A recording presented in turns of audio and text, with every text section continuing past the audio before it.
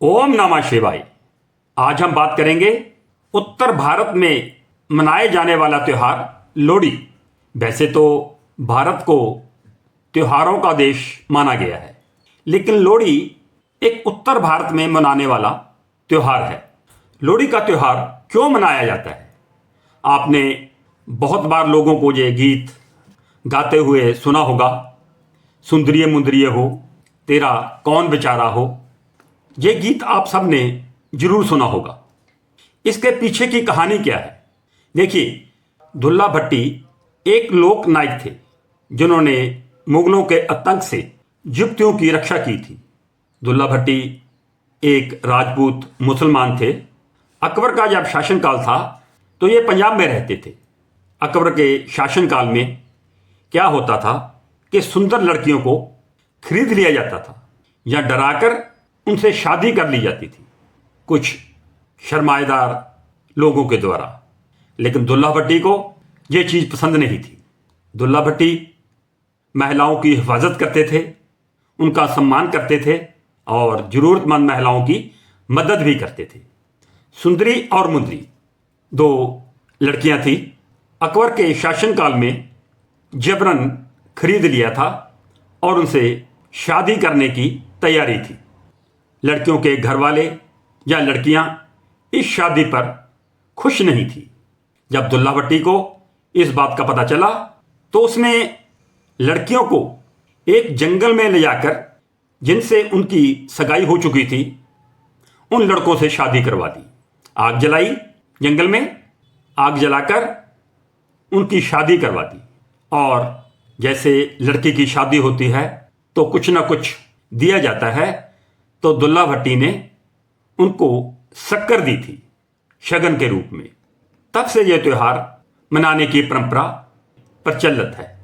तब से ही लोग इकट्ठे होकर, पूरा मोहल्ला या पूरा गांव, रिश्तेदार सब इकट्ठे होकर एक जगह लोहड़ी मनाते हैं। पहले यहाँ पे लोहड़ी जलाई जाती है, उस जगह को साफ कर लिया जाता है, उसको पवित्र कर लिया जाता है, उस पर गंगा जल का छिड़काव किया जाता है उस जगह पर। फिर सूखी लकड़ियां लेकर उसे पिरामिड की शेप में अग्नि पर ज्वलित की जाती है। रेवड़ी, मूंगफली, गच्चक, तिल अग्नि में चढ़ाकर अग्नि देवता का आशीर्वाद लिया जाता है और उस वक्त को याद किया जाता है जब दुल्ला भट्टी ने उन कन्याओं को जालमों के हाथ जाने से बचाया था। तब से ही ये परंपरा चली आ रही है। लोहड़ी की अग्नि प्रज्वलित करके उनके इर्द गिर्द उनकी प्रकंबा की जाती है और साथ में बोला जाता है कि लक्ष्मी आए कि लक्ष्मी जाए, दलिद्दर की जड़ चूल्हे पाए। लक्ष्मी उन कन्याओं को बोला गया है। दलिद्दर उस समय के जो शासनकाल था उसको बोला गया है कि उस शासन की, उन दरिंदों की जड़ खत्म हो।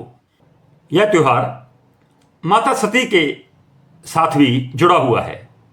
जब प्रजापति दक्ष ने यज्ञ में भगवान शिव को और माता सती को नहीं बुलाया था, तो माता सती ने उस यज्ञ में जाकर, उस कुंड में जाकर अपने शरीर की बलि दे दी थी। उसी दिन की याद में भी यह पर्व मनाया जाता है। लोहड़ी के दिन विशेष पकवान बनाने की मान्यता है, जैसे गच्चक, रेवड़ी, मूंगफली, तिल गुड़ के लड्डू, मक्का की रोटी, सरसों का साग।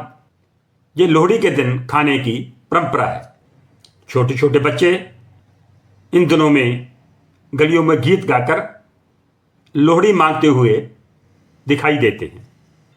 लोहड़ी रबी फसलों की कटाई का प्रतीक है।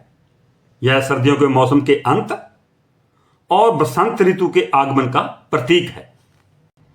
इस दिन लोग सूर्य और अग्नि की पूजा करते हैं।